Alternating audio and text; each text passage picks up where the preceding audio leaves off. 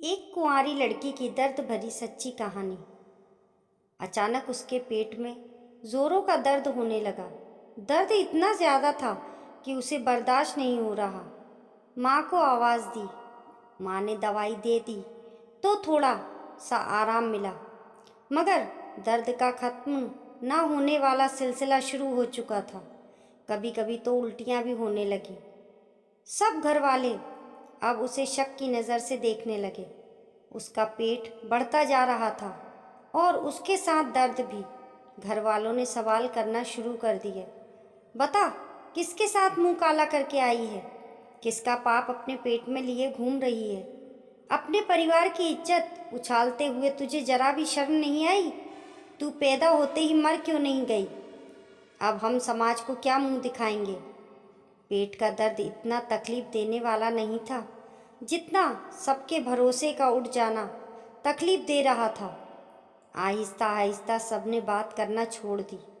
कभी जो घर की इकलौती बेटी और इकलौती बहन होने के पर नाज किया करती थी, उसको कहने से पहले ही उसके माता पिता की आंखों की ठंडक, भाइयों की जान उसे कभी कोई तकलीफ होने नहीं देते थे।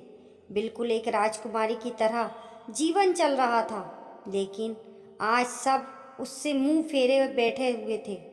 माता पिता, भाई भाभी, कोई उसकी शक्ल तक देखने को तैयार नहीं थी। माँ जो उसकी हल्की सी बीमारी पर तड़प उठती थी, आज उसकी मौत की प्रार्थना कर रही थी। कसूर शायद किसी का नहीं था। कसूर उस सोच का था जो समाज के हालात को देखकर पैदा हो रही थी। किसी ने उसे अस्पताल ले जाने की जहमत तक नहीं उठाई कि लोगों के अगर पता चल गया तो क्या मुंह दिखाएंगे। उनको अपनी बच्ची से ज़्यादा अपनी इज्जत प्यारी थी। उसे एक कमरे में बंद कर दिया गया। उसके घर वाले जुल्म करने में इतने आगे बढ़ जाएंगे, ये उसने सोचा भी नहीं होगा। माँ बाप तो औलाद के लिए ज़िंदगी की किरण होते हैं, जिसके साए तले औलाद खुद को सुरक्षित महसूस करती है।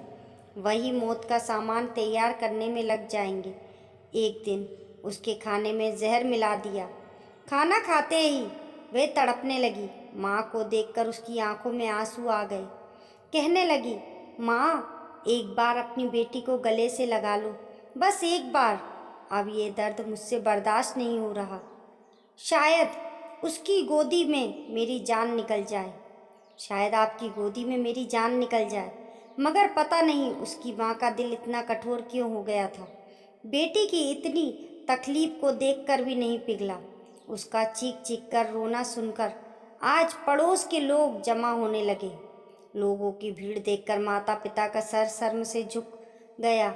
शर्म बेटी के तड़पने पर नहीं आ रही थी, बल्कि अपनी इज्जत के जाने के डर से आ रही थी। सबके कहने पर अपनी इज्जत बचाने के लिए वे इसे अस्पताल ले गए। कंडीशन बहुत ज़्यादा क्रिटिकल हो गई थी, इसलिए जल्दी में सारे टेस्ट किए गए। लड़की के माँ बाप कहाँ हैं? डॉक्टर ने पूछा। ज़रा आप मेरे साथ चलें।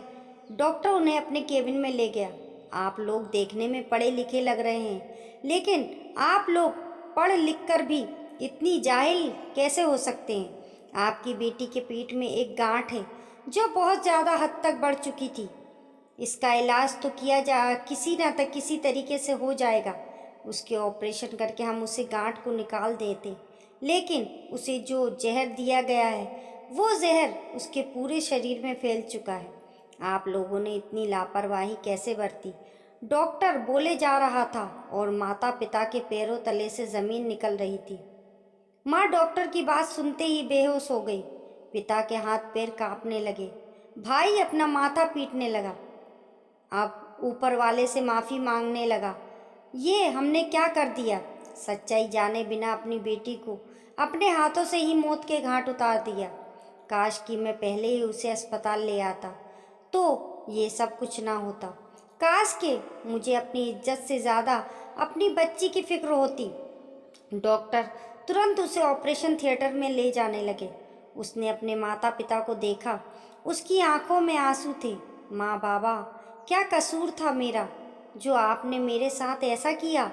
मैं तो आप सबकी आंखों का तारा थी ना। आपने जरा सा भी विश्वास अपनी बेटी पर नहीं रखा। मैं आपसे कहती थी, मैंने कोई गलत काम नहीं किया। आपके सामने रोती थी, गिड़गिड़ाती थी। आपने अपने को बेकसूर साबित करने की हर मुमकिन कोशिश की मैंने, लेकिन आप लोगों ने मेरी एक ना सुनी। फिर भी आप मेरा परिवार हो, मैं आप लोगों से बहुत प्यार करती हूँ, इसलिए जाते जाते आप सबको माफ़ कर देती हूँ। अब मेरे अंदर जीने की कोई तमन्ना नहीं है। डॉक्टर उसे बचाने की पूरी कोशिश कर रहे थे। बाहर माता पिता और भाई भाभी उसके लिए प्रार्थना कर रहे थे। डॉक्टर जब बाहर आए और कहा, अफसोस है कि हम उसे नहीं बचा पाए, लेकिन आपने बहुत बड़ा गुनाह किया है। ऊपर वाला शायद ही आपको माफ़ करेगा। जब उसे बाहर लाया गया तो माँ ने उसके चेहरे को बड़े प्यार से देखा, इस चेहरे को जिसे कितने महीनों तक देखना भी पसंद नहीं करती थी। उसने अपने ही घर वालों के हाथों वह सज़ा पाई जो गुनाह उसने किया ही नहीं था, और इसी के साथ में सभी को जीवन भर का पछतावा दे गई। दोस्तों, आपको कहानी पसंद आई हो तो लाइक करें और चैनल को सब्सक्राइब करें।